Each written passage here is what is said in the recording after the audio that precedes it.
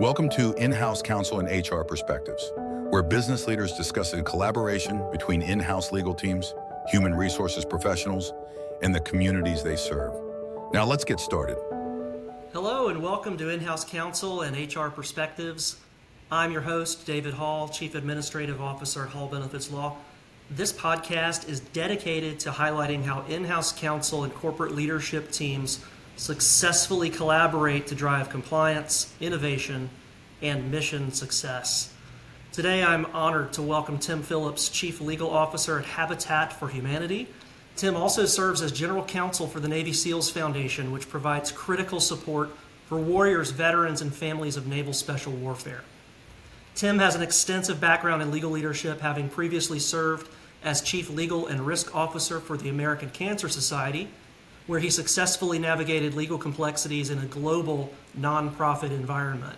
His expertise spans risk management, compliance, and operational strategy, all within mission-driven organizations. And I might add, Tim himself is mission-driven.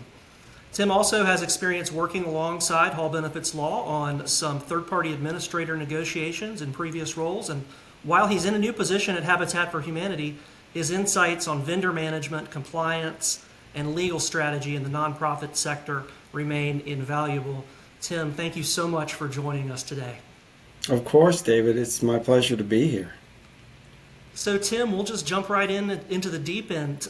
Share a little bit about yourself, anything personal that you'd like us to know and for the audience to know about you as we share insights into how you approach your role, your legal role in the organizations where you play a part, and then a little bit about your career journey and what led you to your current role as the Chief Legal Officer at Habitat for Humanity. Of course, and I guess no pun intended about the deep end as far as my background, but just a short story about how I learned to swim. My dad actually threw me in the deep end of a pool, and I learned that it's actually easier to stay afloat in the deeper end of the water, provided you don't panic. And that served me well later in life. But he was definitely that kind of a person. Just jump right into the deep water. And I have tended to be that kind of person. I'm not afraid to get right into things. By way of background in terms of the way my career has unfolded, I did start out in terms of my first profession in Naval Special Warfare, having graduated from the Naval Academy. That was the reason I went to the Naval Academy. I was, as we say, front sight focused on becoming a SEAL, and was fortunate enough to have that privilege and to serve an extraordinary group of men in a leadership role as a young man myself. While I was in service, I came across the bright idea that continuing my education in a legal format would perhaps allow me to come back into government service, believe it or not. And so that was why I went to law school, not to be a practitioner per se, but to actually return to service. Because as you mentioned, and I appreciate it, I am and have been throughout my life and my career now service-oriented. When I got to law school, which was at the University of Virginia, I really encountered this concept, if you will, of the citizen lawyer, which was sort of a Jeffersonian concept, that it's almost incumbent upon us who are in this profession that we be citizens first and lawyers second, and that we utilize the skill sets and the talents that we obtain through this education that we are in fact blessed to receive to better serve our country, our countrymen, and the world at large. And that really is woven into the fabric of the University of Virginia School of Law.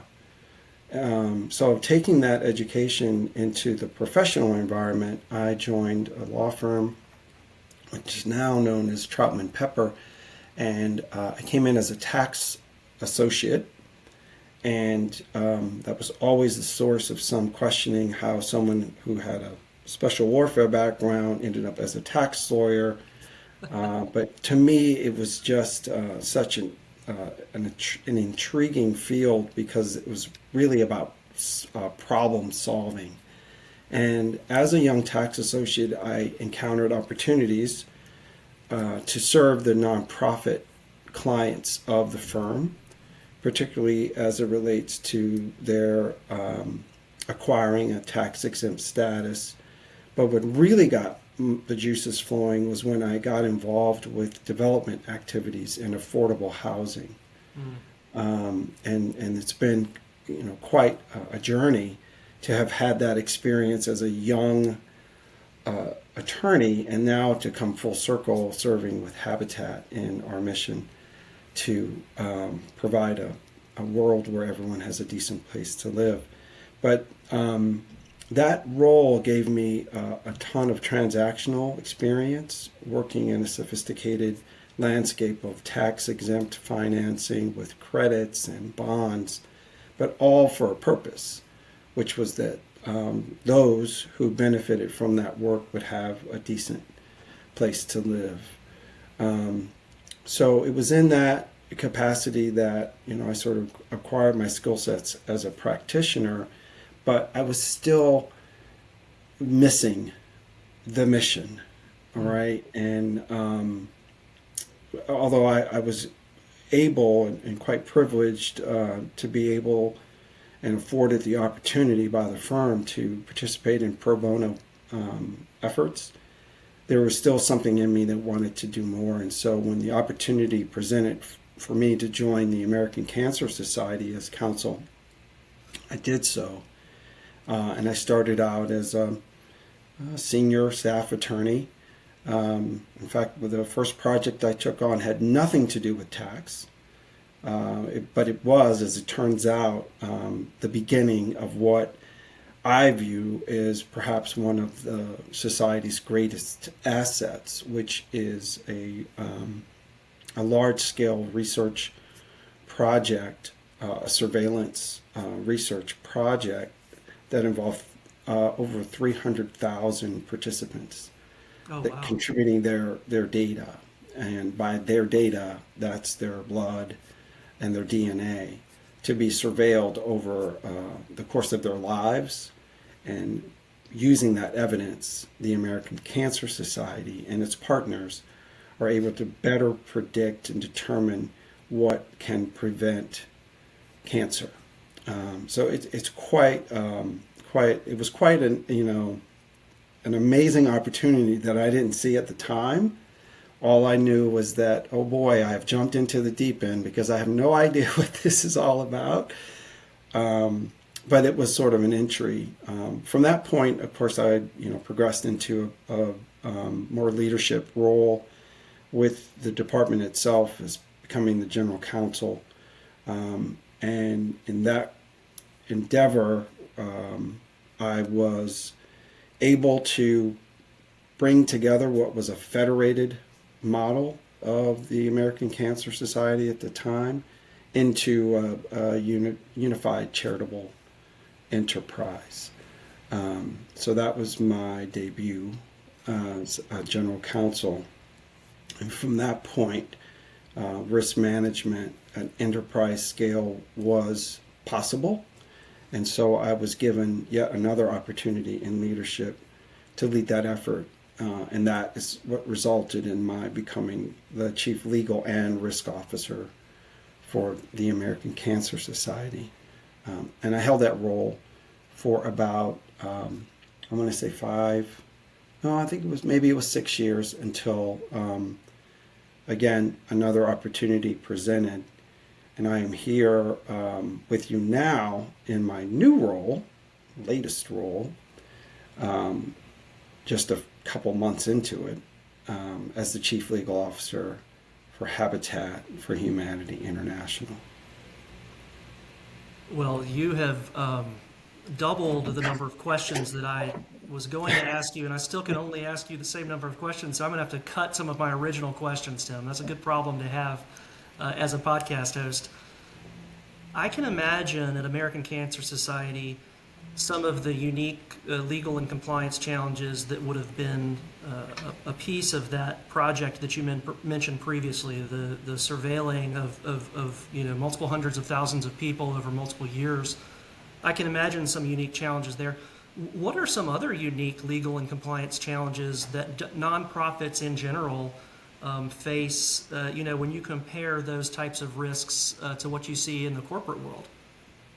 Well, it's an interesting question, David. I have to tell you, there's been countless times where, when I identify myself to people and, by my title and what I do, there's, the question of, well, why does why does the charity need a lawyer or legal department? And, I kind of have to laugh to myself, but then, remind myself that this is an opportunity to educate. And, the fact of the matter is that a nonprofit is a corporation first, right? It's a legal entity. And so that's the large circle. And then you draw within that circle, concentric, that it is a nonprofit organization, which adds further complexity to how it's operated and regulated. And then you draw within that circle an even tighter one, that it is tax exempt, right? And there are many types of tax exempt organizations, not just those that are described within Section 501c3 of the tax code. But if you are, in fact, described within that section, you have even more restrictions and regulations that you have to comply with. So you sort of draw these circles around, and by the time I'm having that conversation, people are like, oh, now I get it. Yes, you obviously need to have legal counsel who has some material and substantive knowledge around what all these rules could mean for not just your operations, but your ability to affect your mission. So that's been kind of a part and parcel of what I've done and what I've seen, and been fortunate enough to contribute in as a leader in the sector, is how do we benchmark our standards so that those who are within what I call the independent sector, and that's how it's known in certain circles, can operate with consistency and show those who would be inclined to contribute to us that we are, in effect, a good investment. I don't view as charity in its traditional sense as a handout, a gift, a contribution. I really view it as an investment. And why? Because people have options.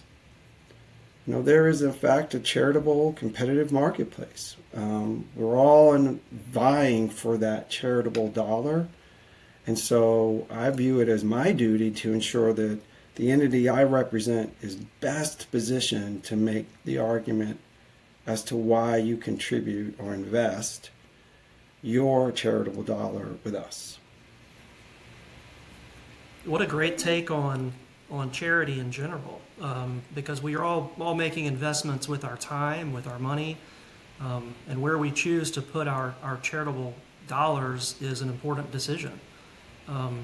And you said it. There's a competitive marketplace out there, and I imagine, Tim, in today's environment, that environment is getting more competitive. Am I stating that accurately? Oh, I would say 100%, because it's not just the number of charities that are out there, and there are many, but there are a number of causes that genuinely require the kind of support. And when you look at an environment where there's a real potential, if not actual, decline in the amount of support that, say, the government sector can provide, Sure. it becomes all the more, right, compelling that a case be made for the investment in the independent sector because of the social good that it does as a combined whole. I'm interested, Tim, to hear a little bit more, speaking of your role there internal at Habitat, how you, we've talked a little bit about the role of the legal department and how you can have an impact on the mission directly by helping to shape, strategy around operational risk and things of that nature, making not only the reality but the optics to your potential customers, if you will, your investors, be good optics. But then internally, how do you, Tim, what's your personal philosophy around collaborating with HR, finance, other people in C-suite level roles at those organizations of which you've been a part? How do you collaborate with them to make sure that you're able to do your job and that you're all pulling in the same direction? And just for your knowledge, I think I mentioned this on one of our prep calls. The purpose of this podcast is to hopefully share insights with other people like yourself who may be in the audience. Now, listen, that's a great question, David. Thanks for asking. I would say, and this is consistent with the approach I've taken since, I would say, my very first quote-unquote audition to become a general counsel, and that was years ago with the American Cancer Society. And I said this to what was then the board of directors, that I would ask that they view me as a mission partner. Yes, I have the title of legal counsel or general counsel or chief legal officer. But in my view, my role is to partner with the business units of the enterprise to ensure three things, and this is the strategy that I use with my team. One, that we support and sustain this mission. Two, that we protect and guard the organization as it's conducting that mission. And three, and this is the one that I think really gives us the advantage of being a collaborative partner, is that we enhance and enable our partners to do what it is they need to get done. And I would say that third one is a challenge for a lot of legal departments. Okay, and I've had experience as a member and a participant of a legal function in the traditional law firm environment, and I've obviously been the recipient of those services. And what I say to my external counsel is that I do not view you as quote-unquote outside counsel. Rather, I view you as external members of my team, and we support the mission. And if I can get your agreement to that, if we can be in lockstep with that approach, then we'll win. We're going to win. We will get to know our business so that our business wants us at the table. Not that legal is someone you come to check the box, right, or to avoid because you think that they're going to be the department of no. We are the department of yes and. We may be the department of no but. And that's a much different approach because it's not always going to be yes. But I've told my team consistently, if the answer is no, please let it be no but, so that the business sees you as a partner. So that's been my view, and it's been successful so far. Well, digging a little deeper into some of the crossover into HR that just happens as a matter of fact for people in your role, Tim, how do you prioritize going about your role now in a new organization for you? When it comes to things like vendor partnerships, let's look outside. You mentioned outside counsel, and I appreciate that. Looking at outside counsel as an extension of the team, so that the mission is shared. How do you? Is that a mindset that you carry when you look at other vendors as well? Yeah, it's interesting. We talk about this partnership approach. There's that relationship between legal and HR within the organization. I see as you're almost in lockstep. There are so many sensitive matters that come up, as you know, that lie within this sort of intersection of legal and HR, and how it is that you're managing your people, right? That's the engine of any organization, right? So what is HR doing with its external partners, and how is it that legal is assisting them in those relationships? And what I would say here, David, is that context matters. And while it is true that you can have an extremely acute capability to go through agreements, adjust clauses and provisions to ensure you eliminate or reduce down to a tolerable level what the legal risks are within that arrangement, how do you know what others may be doing that are in similarly situated circumstances, if that makes sense, It right? does. So when you look at these vendor arrangements, I think the tendency or the what you may find as normal is you look at it from your perspective and the vendor's perspective, and it's this bi-party or bilateral arrangement. But that vendor has other relationships, and so how can you pull the lens out enough to understand, well, what is considered market? What else is happening outside of the context of this specific arrangement, so that you're getting the best deal possible? Now, I put my charity hat on, my charitable organization, whose dollars are precious.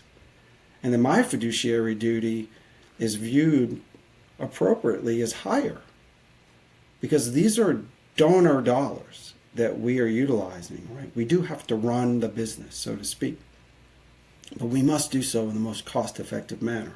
So I would say even more so for us, it is really helpful if we can gain context around what these vendor arrangements look like, if that makes sense. And that means we have to go to external resources, could be law firms, to say, what are your other clients seeing in this space?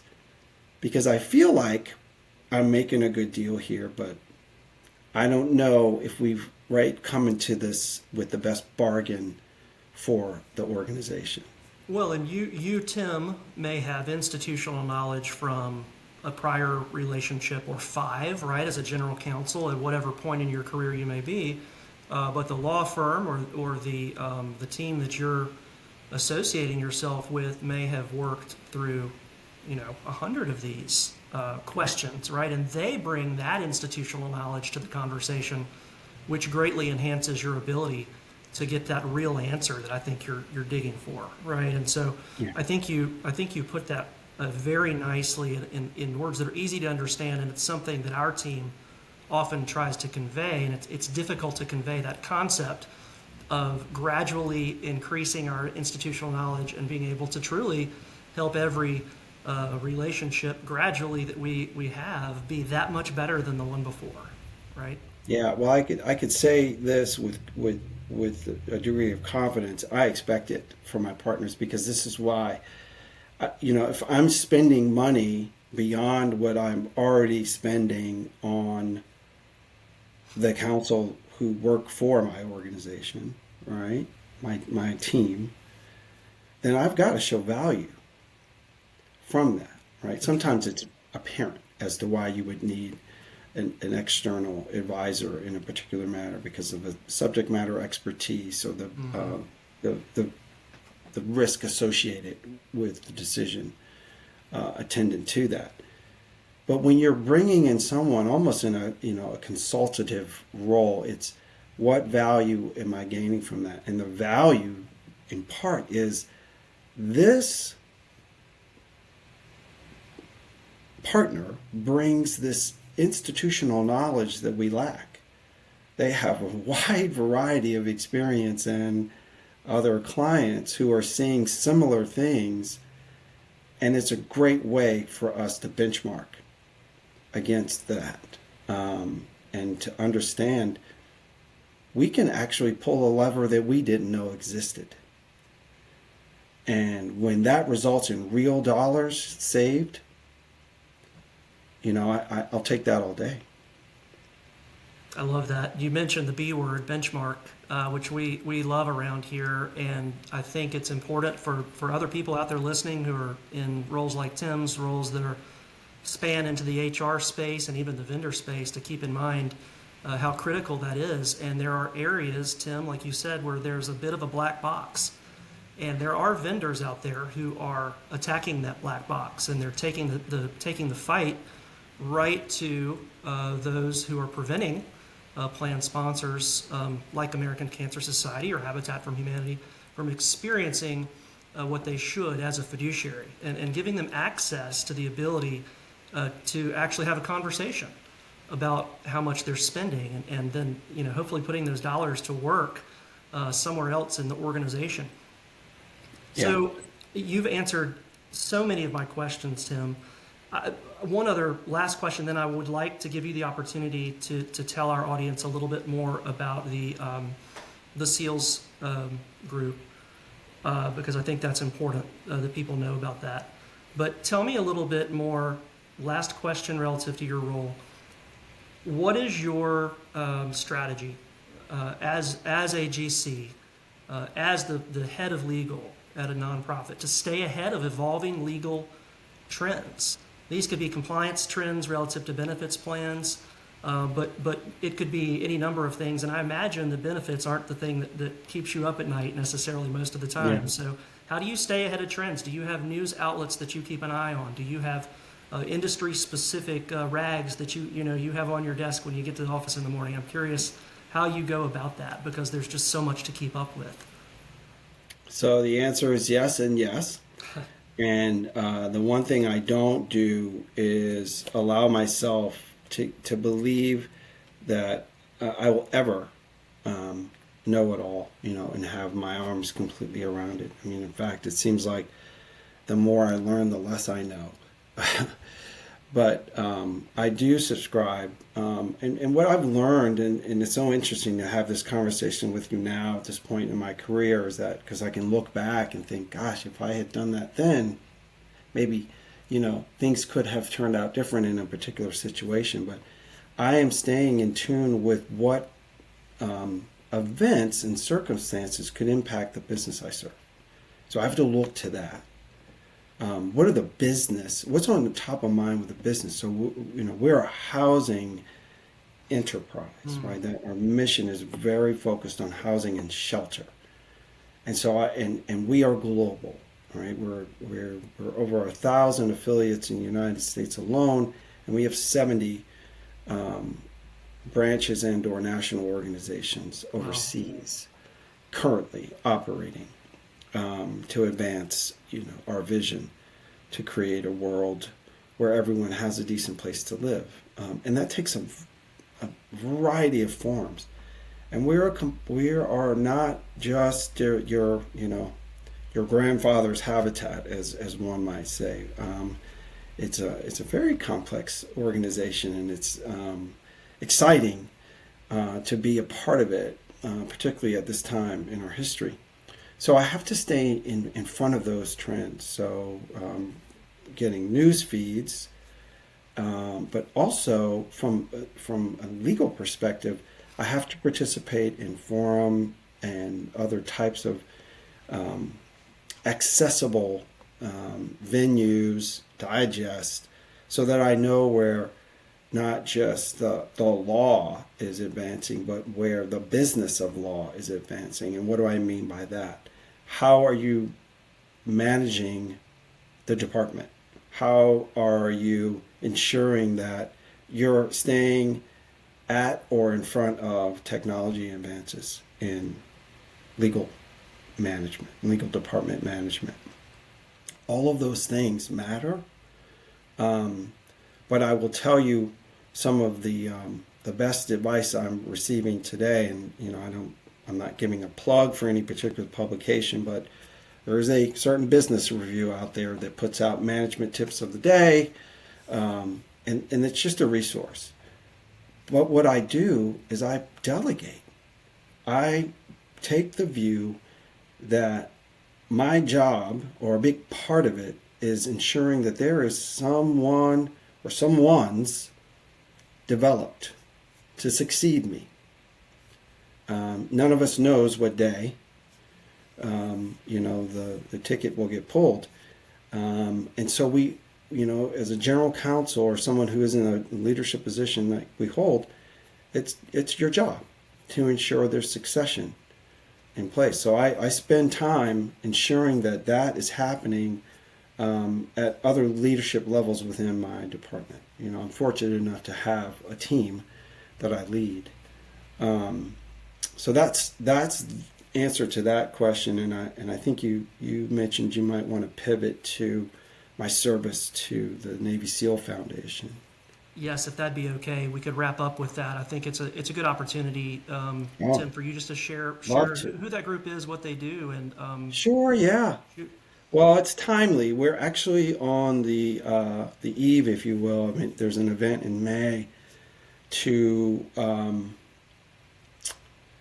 recognize the now 20 years of existence for what is now known as the Navy SEAL Foundation. So 2005, there was an extraordinary loss in our community and a need to create an organization that could raise and direct funds toward tragedy assistance and other Naval Special Warfare community support.